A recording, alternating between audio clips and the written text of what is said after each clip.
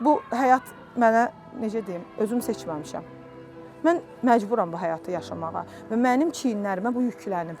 Mən həyat yoldaşımın adını daşıyıram. Mən onu təmsil eləyirəm. Mən günümü, sabahımı, keçmişimi, hər bir şeyimi ona borcluyam. Və günü bugün, necə deyim, biz burada çörək qazana biliriksə, mən bu biznesi qurmuşamsa, mən həyat yoldaşım Teymurun sayəsindədir. Başa düşürsünüz? Mən də evimdə oturardım. Xanım kimi əvvəllər necə idi, o qazanırdı, gətirdi, mən karyeram üçün işləyirdim. Amma indi mən məcburam, çünki mən 2 evlad böyüdürəm.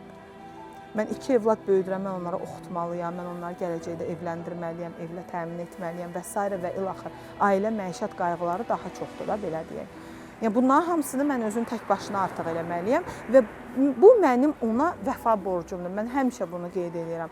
Bu mənim həyat yoldaşıma olan borcumdur və mən evladlarımı, necə deyim, onun adına layiq böyütmə məcburiyyətindəyəm. Mənim başqa bir seçimim yoxdur. Və günü bugün də, əgər Oxlov da ayaqda durubsa, mənim ilk öncəlik olaraq, necə deyim, stimulum mənim həyat yoldaşımın, necə deyim, o uca adıdır.